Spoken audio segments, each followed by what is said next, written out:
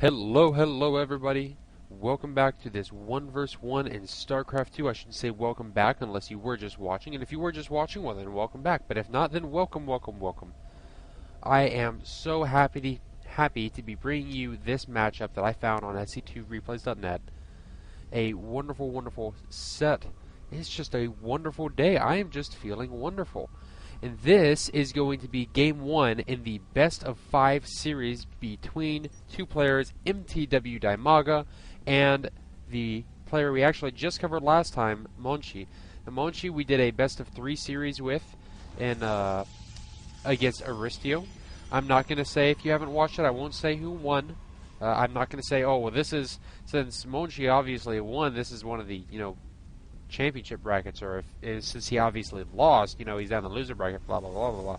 Nope, that's just another best of 3 you should watch. This is going to be a best of 5 series. Hopefully my voice will hold out through it. I have confidence. I also have a nice glass of lemonade. And I'm going to be taking sips from very frequently, so excuse me if it becomes annoying. And if so, then you can leave said comments in the comments area, and I will take note of it for the future. Now, Monchi, we've already covered. I'm not going to rehash him too much for people who have already watched it. He's a member of the Energy Wave team, and as of this broadcast, 1st of October, he's ranked 56 on the European GM Grand Masters ladder. That's 284 wins, 146 losses for a 66.05% win ratio. Now, his opponent is going to be MTW DIMAGA. I'm just going to go by DIMAGA 12121. Oh, no. Oh, okay, they're testing out lag. Okay, well, unfortunately, they are having a little bit of lag. But MTW DIMAGA, or just DIMAGA as I'll be saying, is a pretty well-known Zerg player. He's Ukrainian. Ukraine seems to be sending out a good number of players active on the European service, to say the least. Ukraine, Sweden, and Germany seem to be some big areas, although France certainly has some representatives. Spain and the UK as well, not to not to downplay any of the other European countries. Just a trend I've noticed. DIMAGA, Ukrainian, is actually one of only 3 members left on the MTW team, at least during this cast. I don't know if you're like 2 weeks ahead in the future and you're listening to this and you're like, I Shelly, and he left MTW like 2 weeks ago. Then, well, yeah, that's because it like happened after this broadcast. I don't know these things. I can't see into the future. I'm not clairvoyant. Basic little scouting, little Zerg harass going on here. A sneeze coming up on my end. Hopefully won't do anything. There we go. DIMAGA actually played Zerg in Brood War as well. Almost sneezed. I'm good. Oh, he needs to... Oh, could have saved that one Zergling. Would have proved helpful, but not necessary. Oh, and this stalker's just going to pick it off. Ah, well. DIMAGA actually played Zerg in Brood War as well as he plays, obviously, in StarCraft 2. He considers Fruit Dealer his rival, and for those who don't know, Fruit Dealer is a Korean Zerg, and I believe he was the first Zerg to win the GSL. Now, a little more backstory. GSL is Global StarCraft 2. We'll go to that league. It's been criticized for not really being global. It's essentially the Korean league. It's run in Korea. Oh, he could lose these first few scouting units. That could be really crucial. He's not going to get that queen, but he's really going to try to take out anything he can. He's taking some minor hull damage on the Stalker. Second Stalker coming in. Monchi really putting on some early pressure. At least I think he's trying to force DIMAGA to get far more Zerglings than he's comfortable with and than he really wants to. I don't see this going too much farther with all these Zerglings that could end up... Did he just target fire his own Zealot? He may have. I don't know. He was going to die anyway. And these 2 Stalkers are going to book it and say, you know what? Nah, we don't like it here. It smells funny. So the GSL, Global StarCraft 2 League, is the Korean league, essentially. And Fruit Dealer was the first Zerg, perhaps the first person to win a monthly GSL tournament. Wow, quick 2.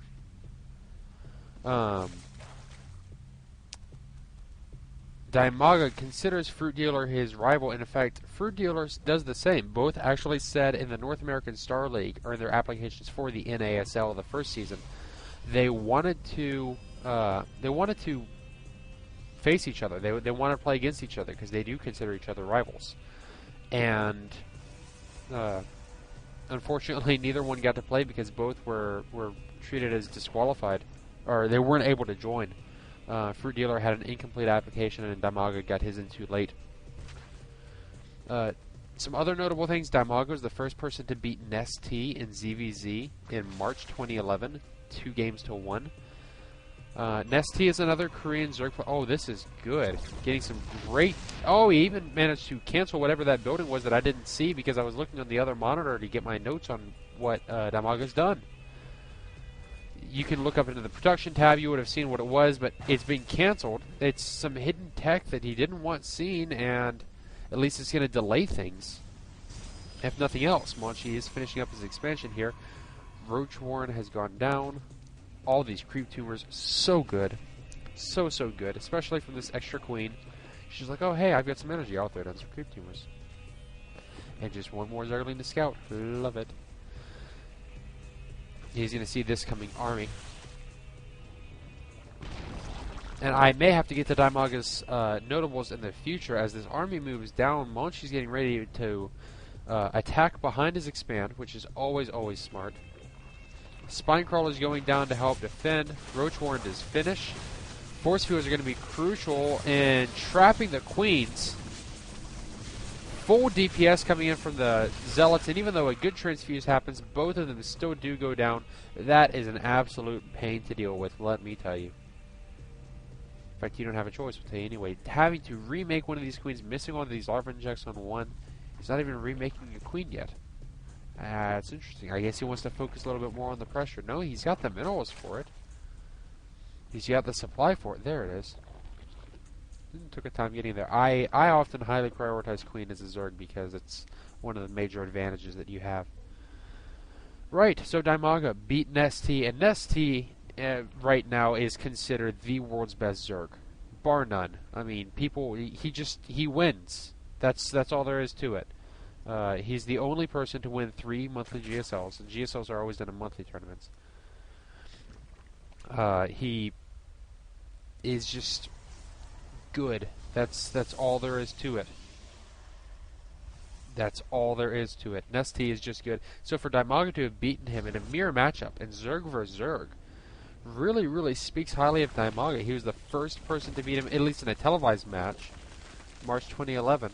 And DIMAGA actually isn't far from the rank on Monchi on the ladder. In the European GM, DIMAGA's rank 52. 152 wins to 52 losses, 74.51% win ratio. He's only 4 ranks up, but he certainly wins a lot more. He does not ladder as much. Oh, Scouting Phoenix from Hallucination. We saw this in Monchi's other games. He loves Hallucinate, Phoenix, and Scout, which I think is fantastic. He gets the timing for this third. He knows that the Infestation Pit is down, so Infestors could be on the way. And he manages to hold it and get some more scouting in. Of course, this Observer will be all the more helpful. The Spire has dropped here. No? Evo, here it is. And I'm not sure if that was spotted by the Scout. Some great creep killing going on.